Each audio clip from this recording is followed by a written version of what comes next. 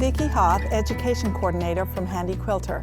I'm here at the American Patchwork and Quilting Crafts Lab, and I want to talk to you today about out of sight, out of mind.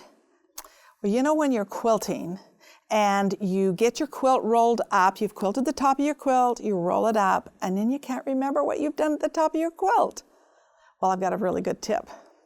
Use your phone. When I worked the top of the quilt, I advanced the quilt, took a couple of days off, tried to finish it. I couldn't remember what I'd done at the top, but I'd taken pictures. Took pictures so that I knew, what did I do in that top corner? You know, how did I transition those feathers around there? How many borders and how did I do that? So it made it work really well. I didn't mess up the quilt. I was able to get it finished. And then it had so many different blocks. I took pictures of the blocks as I went along. Your camera is a really good friend. Another thing is, have you ever started at the top of your quilt and thinking, oh, I'm going to do really tiny stippling or tiny some type of quilting, and you get down to the bottom of the quilt and it's twice or three times the size? Yeah, I've done that because get the quilt done, right? So let's show you this sample, and especially if you're quilting for others and they say, oh, I just want stippling. That's all I want. Well, what size stippling would you like? So would you like this small 1 inch, or would you like it really loose at a 5 inch? Which one would you like? Look at the difference in what a stippling can do, because sometimes you may start at a 1.5 and you may end up here at a 3 because you just want to get the quilt done. But this is a sample you can put by your quilt, and you can say, I need to be consistent. I need to stay at that 3-inch stipple, a nice size stipple. Okay, so as I'm stippling, there's other tips that you can use. I think I want my stipple to be the size of a dime. So put a dime out there. So all those little loops there are going to be that size. I want my stipple to be the size of a quarter. See the difference in those two sizes? That's quite a difference in a quilt. Maybe I want it even larger. Bring up yourself a ping pong ball, a golf ball, a baseball. That might be large, but you know what? If you want something really large, it's something that you can put in your mind. You can think, this is the size I can reference back to. And it can just be rolling around on your quilt here so that you can keep that size and never vary from that much. Another thing is to use stickers. You could put a sticker on your quilt and then just kind of follow that. You don't have to leave it there, but it gives you that indication. That's the size I need to have it.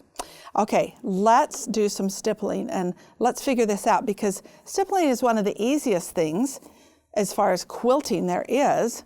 And if we do some 1-inch stippling or something that's really, really tight, we're going to start with just a small stipple, and I've got it in the manual mode because I'm doing really small stipple, and then we'll move it to a stitch regulated mode. So just small, and that might be the head of an eraser. Think of that as you're doing your quilting. And they're kind of like a puzzle piece the way it looks. But I'm being very consistent, and I want my spacing to stay the same.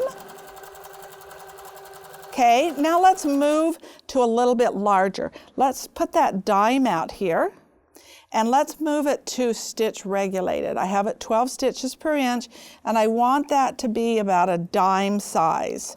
So there's a dime size. And they don't all have to be that same dime size, but you want to stay consistent.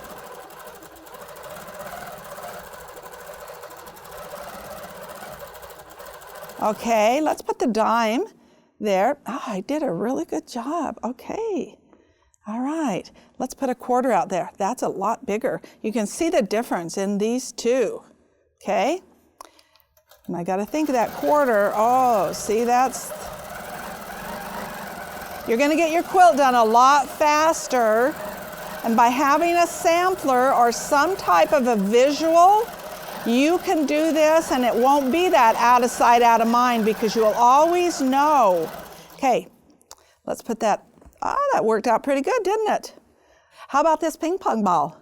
It's gonna roll, so we may just hold that. Now think about, there's my quarter. I need it to be about twice the size of that. There, I worked that out. I'm keeping that big. So as you do that, you want to make sure that your spacing is the same. I don't want to come up here and go up into that. That didn't work out, did it? So keep your spacing. There. And so there you go. When you advance your quilt, you are never out of sight, out of mind, because you always have it in your mind because you have the visual cues. Your ping pong ball, your quarter, whatever you need to get that spacing correct.